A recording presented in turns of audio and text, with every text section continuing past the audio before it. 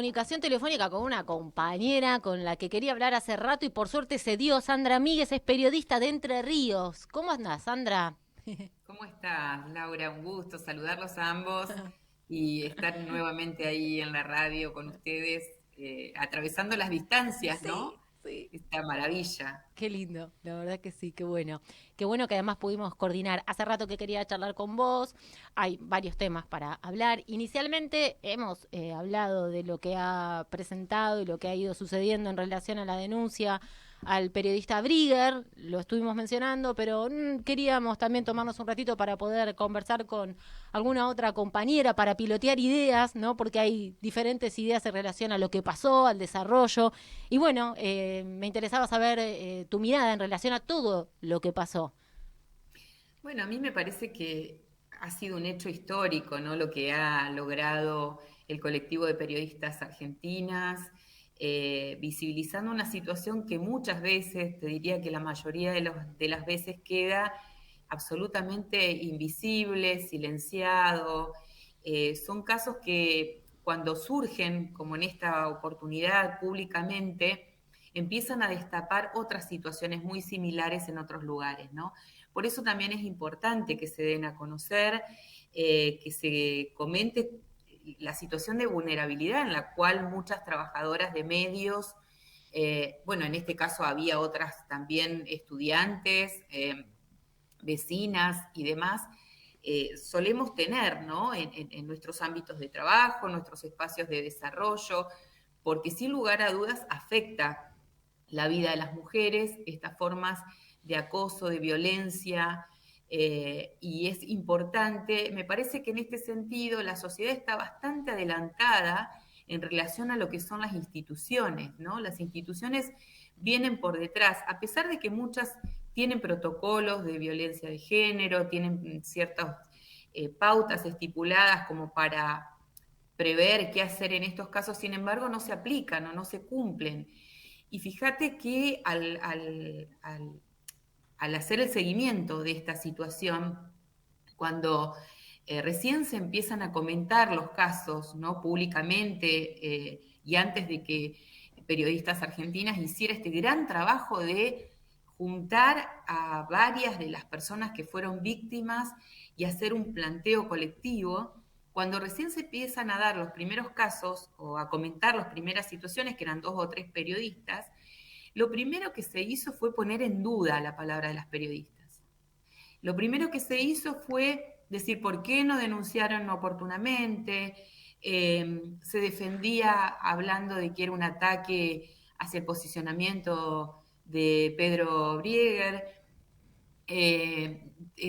digamos, como que se buscaban distintas excusas en donde justamente lo que se hacía era reforzar una vez más ese rol del victimario, de protegerlo, de escudarlo, ¿no? Tuvo que ser necesario el trabajo, el gran esfuerzo que hizo el colectivo de periodistas argentinas para nuclear, para escuchar, para acompañar, para asistir, porque no es fácil reconocer y volver a plantear, por más que, como decimos cuando hay casos judiciales, por más que se toman recaudos para no volver a revictimizar, las víctimas o las personas afectadas tienen que, lamentablemente, volver a transitar al contar la situación una vez más, poner el testimonio, poner el cuerpo, sacar una vez más también todo el dolor y el trauma que eso produce, ¿no? Y este es un gran esfuerzo psicológico, emocional, social también, porque el acompañamiento de un colectivo tan importante como es el de las periodistas hizo posible, digamos, ese acompañamiento, ¿no?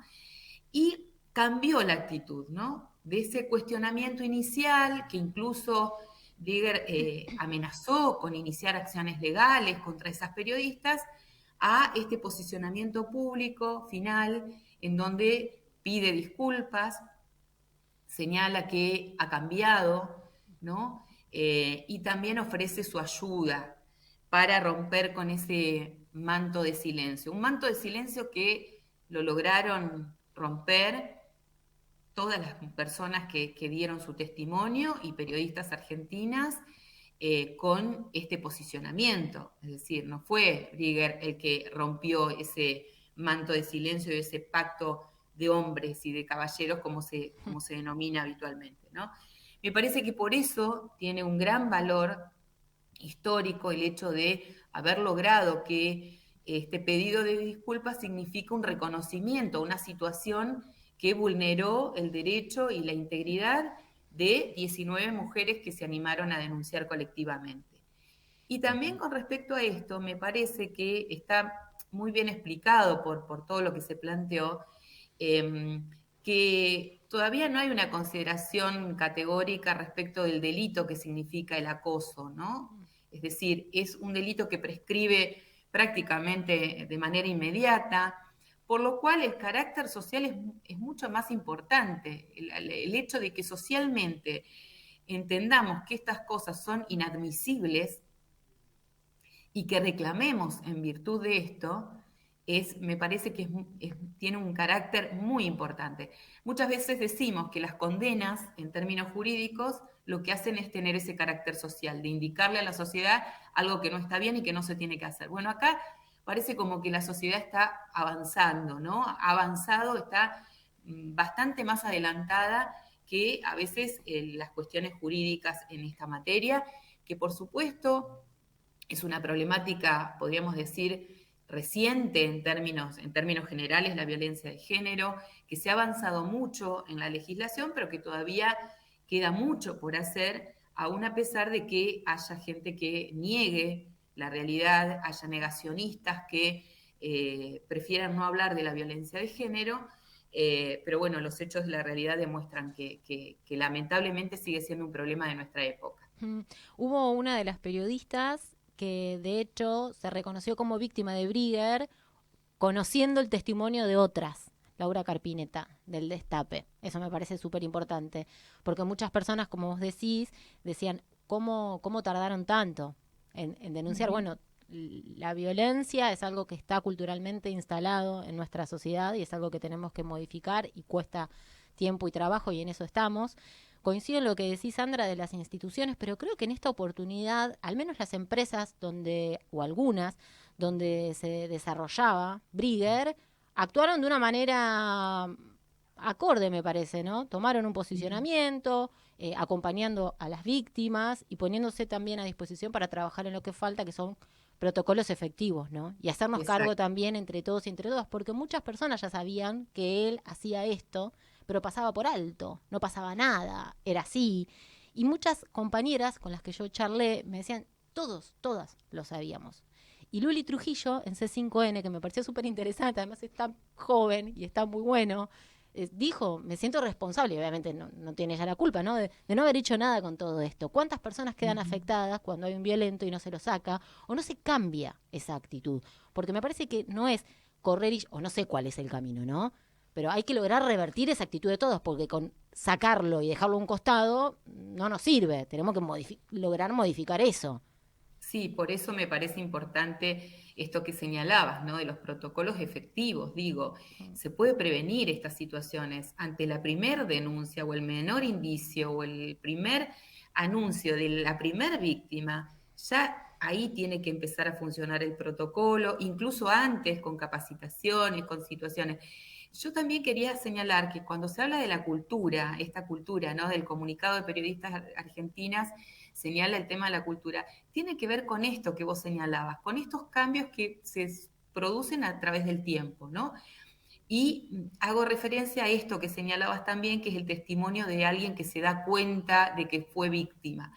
¿Por qué? Porque muchas de estas cuestiones fueron naturalizadas durante mucho tiempo, ¿no? Como se naturaliza también determinados chistes o bromas que no tienen lugar hoy en la sociedad y que sin embargo han estado naturalizadas, ¿no? Como situaciones que son jocosas, divertidas y demás, cuando no lo son.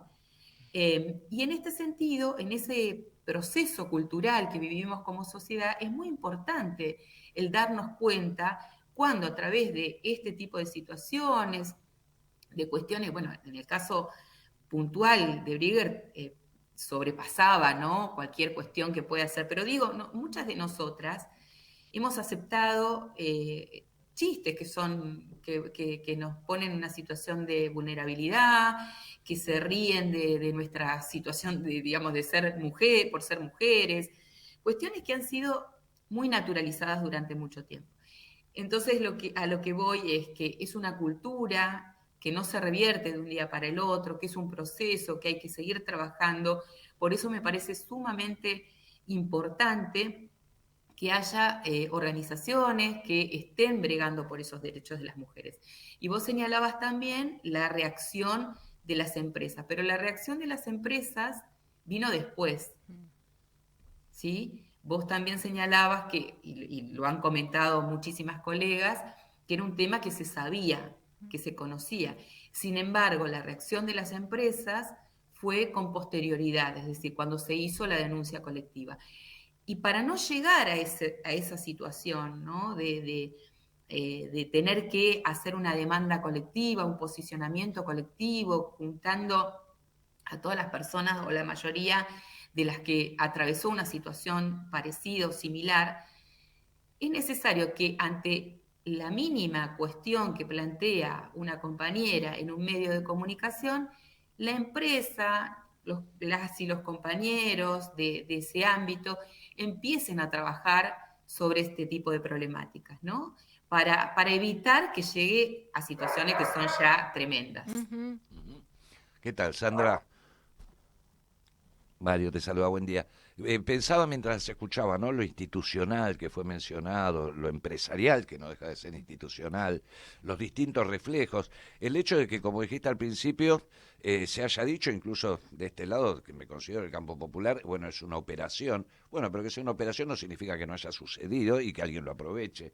También todo eso mezclado, pero me muestra un músculo muy vital cuando hay un Estado que atenta de manera muy agresiva contra todo lo construido y que para mí ya es un contrato social, como es la educación pública, la salud pública, luego se incorporaron más tardíamente los derechos humanos y creo ver transitando en esa senda del contrato social también toda esta perspectiva. Ahora, ¿cómo se lleva con un Estado que lo agrede, lo deteriora y trata de llevar esto para atrás? Como la salud pública, como la educación Sí. pública y los derechos humanos, ¿no? Sí, yo creo que, digamos, hay varios aspectos allí, ¿no? Uno que tiene que ver con esto que decíamos, que la sociedad tiene que seguir activa, tiene que seguir planteando que esto es una necesidad, que, bueno, lo vemos en las estadísticas. Lamentablemente que haya un Estado, una gestión política que desconozca o que desmerezca esto como una problemática, no es la única área, ¿no? Que está afectada de esta manera. Estamos viendo infinidad de cuestiones. Lamentablemente el caso Loan muestra también cómo el Estado no se hace cargo de algunas cuestiones que tienen que ver con esos protocolos o lo hace tardíamente, lo cual también tiene mucho que ver. Y no digo solamente esta gestión, digo en términos generales. En muchas oportunidades vemos que la sociedad avanza en materia, incluso también el cuerpo del Congreso, digo, se han sancionado leyes, pero después el problema está en cómo se aplican esas leyes, cómo se constituyen las instituciones y las políticas de Estado, cómo se destinan los fondos y los presupuestos en materia de políticas públicas para sostener este tipo de cuestiones. Me parece que ahí hay un largo camino, Mario, para seguir trabajando y en este momento, con las particularidades del caso, sigo insistiendo no quiero decir responsabilidad, porque no es una responsabilidad, pero sí el gran mérito que tienen las organizaciones de la sociedad civil para seguir bregando por este tipo de situaciones. Pensemos que en nuestro país y en muchas partes, ¿no? No solamente aquí, ha sido justamente la organización social en distintas temáticas las que han conseguido que se sancionen determinadas leyes, ¿no? Y a partir de ahí queda el otro trabajo que es de hacer efectivos esos planteamientos. Me parece que hay mucho por trabajar en este sentido, de formar y de capacitar eh, para entender, digamos, cuándo se vulnera un derecho. Y en esto los medios de comunicación particularmente tenemos que seguir trabajando. Los otros días hablaba con un grupo de estudiantes de la universidad y hablábamos del tema que, bueno, cuando me tocó cursar la carrera, nosotros teníamos una materia que era ética periodística, ¿no? Y en esa materia, digamos, había un montón de conceptos que me parece que tenemos que volver a tomar, a profundizar, justamente para que no se produzca una doble victimización o revictimización, cuando desde los medios también hay como ciertos ensañamientos con determinadas temáticas, o de pronto gente que realiza entrevistas que no tiene la formación suficiente ni la información suficiente para abordar determinadas temáticas, ¿no? Así como cuando hablamos de un tema de economía, nosotros podemos opinar en términos generales y hacer algunas consideraciones en función de la información, pero cuando se trata de temas específicos, buscamos un periodista especializado en economía. En estas cuestiones también, porque si no, al calor de las entrevistas y de nuestro trabajo profesional, no repreguntamos, dejamos pasar por alto algunas cuestiones que se dicen porque no manejamos la información específica. Y eso también es, digamos, va terminando, digamos, del desarrollo hacia una información que no es totalmente correcta o no cuenta con los datos en función de estos hechos, ¿no? Y digo porque se le ha dado mucho espacio también a gente que promociona el negacionismo, a gente que habla en contra del derecho de las mujeres, a gente que vierte información que es errónea respecto de las áreas de género, de lo que han trabajado y demás. Y me parece que ahí también tiene que haber un periodista que tenga la información correcta para repreguntar y para no avalar determinados discursos que niegan los derechos de las mujeres. Niegan derechos y datos de la realidad, porque bueno, en las estadísticas seguimos viendo las brechas que hay, estas famosas diferencias, ¿no?, entre las consideraciones hacia el rol de las mujeres en todos los ámbitos, particularmente en los medios de comunicación, en lo cual habíamos avanzado bastante. Sí. Hay algo puntual que quiero charlar, que es el descargo de Brigger, algo que fue pedido además de periodistas argentinas, y hay mucho para comentar en relación a lo que dijo y cómo lo dijo. Me quiero detener en que él habló de un tratamiento psicológico, como si la violencia, el machismo, las agresiones se resolvieran ahí. Y quiero mencionar que desde el Estado, cuando teníamos políticas con perspectiva de género, había múltiples talleres y encuentros para trabajar sobre nuevas masculinidades. Personas que han violentado a otras o personas que no, que se querían acercar para replantearse la masculinidad. No sé qué te pasó a vos con eso que dijo él, o qué pensás en relación a esto. Yo creo que es un problema complejo que tiene múltiples dimensiones y por lo tanto requiere múltiples abordajes.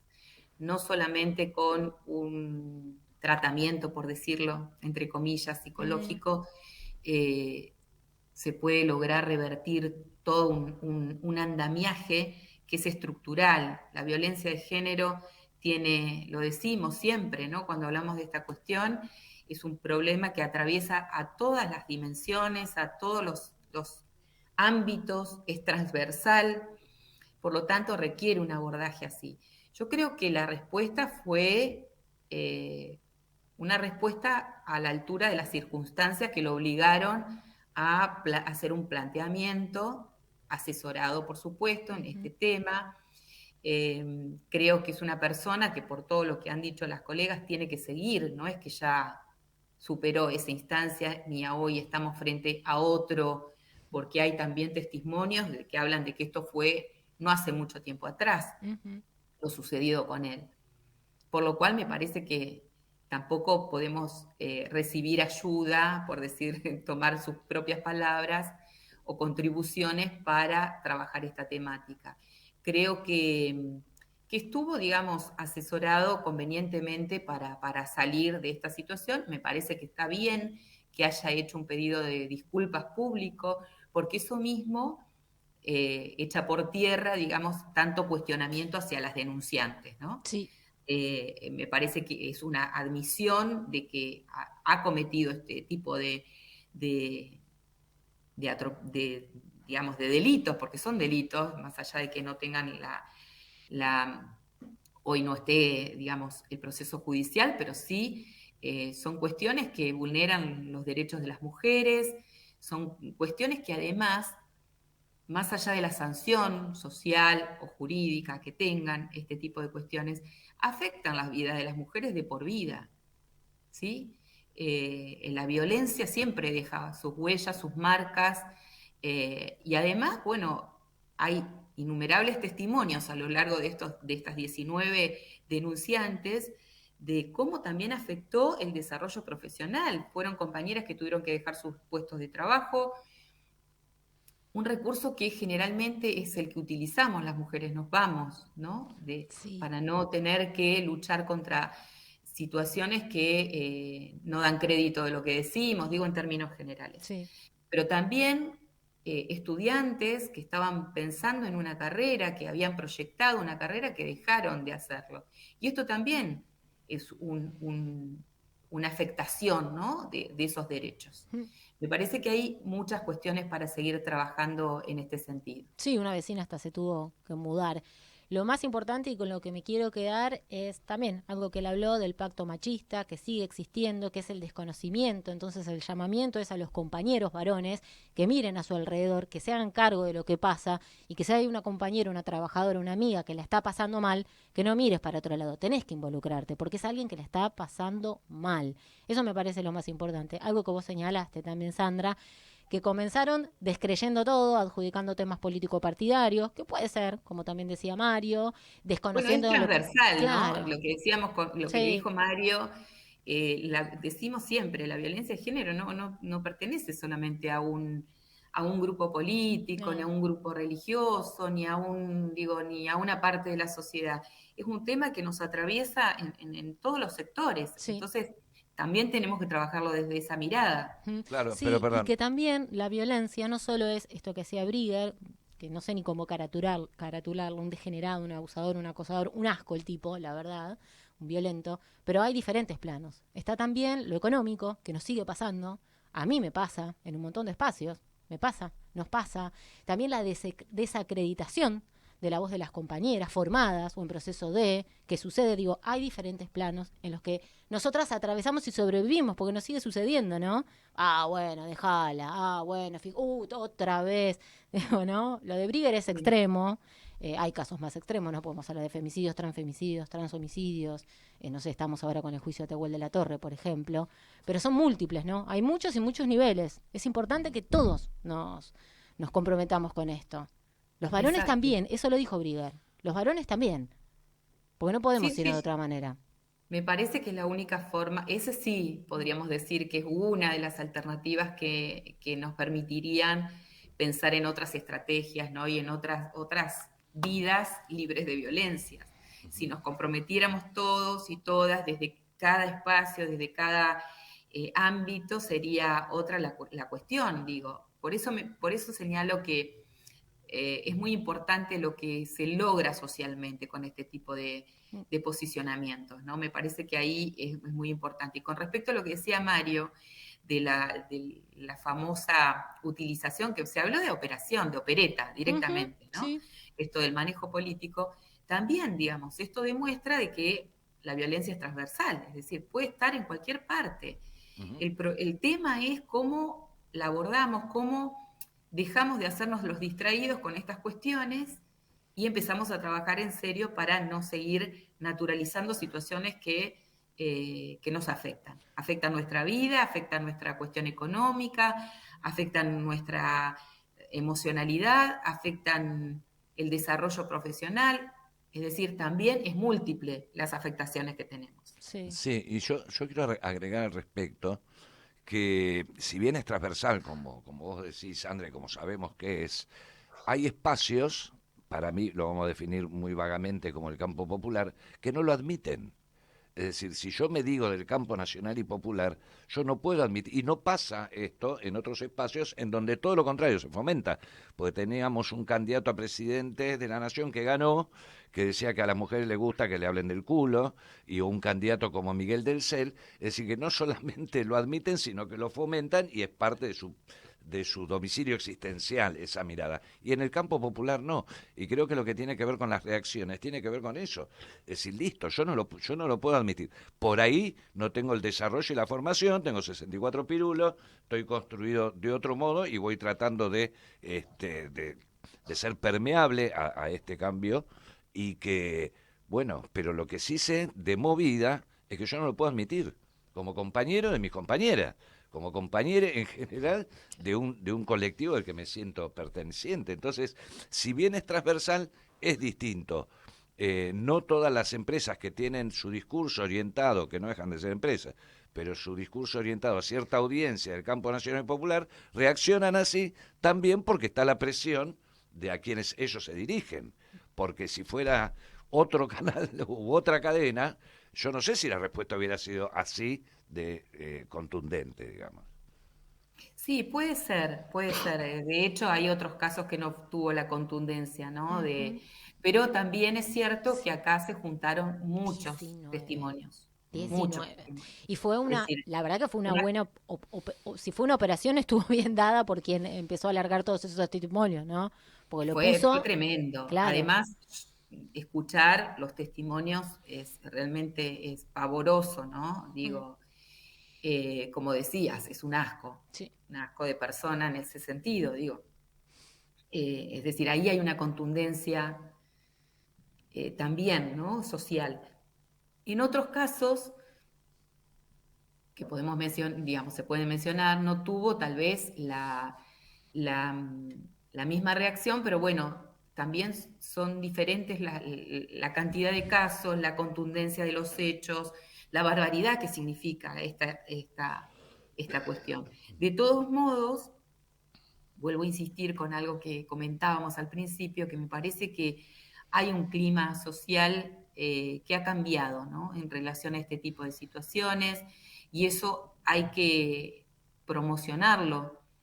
No digo tampoco que toda la sociedad, ¿no? Porque hay muchos que cuando vemos los comentarios, sobre todo en las redes sociales, sí, o esos pies de fotos mm, que tienen los medios sí, en donde atrás el anonimato, la gente dice y publica cualquier cosa, hay operaciones también de los trolls, sí, están estas cuestiones, ¿no? Que tratan de imponer otra visión. Pero en términos generales hay como otra conciencia respecto sí, de estas temáticas, ¿no? sí, Me parece que eso es muy importante y eso también es un logro de las organizaciones, de la movilización social de los feminismos, de otras entidades de derechos humanos, que tienen que ver con cómo nos vemos en este momento, a esta altura de nuestro siglo. mm, sí, sí, es muy importante todo lo que se logró, porque que esto no haya pasado inadvertido, que no haya significado nada, quiere decir que, bueno, reaccionamos ante eso y que desnaturalizamos la violencia, así que Mira, a es importante. propósito de esto, Mm. aprovecho y paso un aviso. Sí, Mañana vamos a estar presentando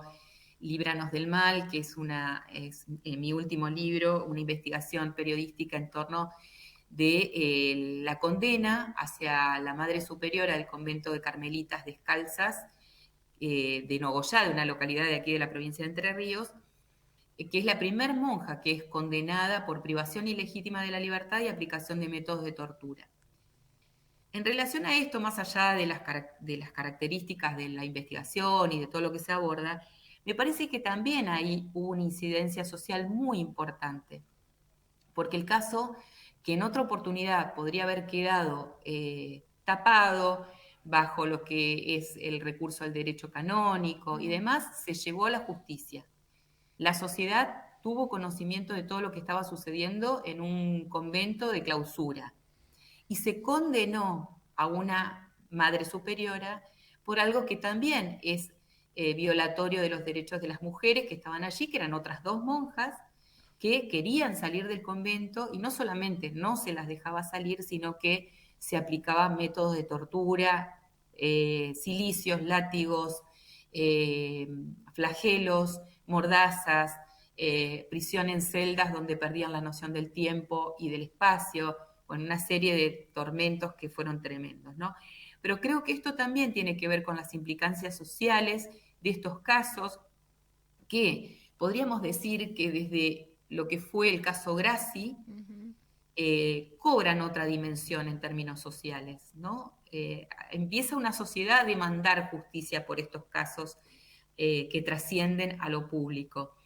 Y sin lugar a dudas, el caso Grassi, que llevó 17 años hasta que se estableció la condena, 17 años, significan un punto de bisagra, por decirlo de alguna manera, ¿no? Y entonces, a partir de ahí, la sociedad también demanda por este tipo de situaciones, como el caso que les menciono, que está planteado en el libro y que vamos a presentar mañana en San Telmo. Pasado mañana, ¿no? El viernes.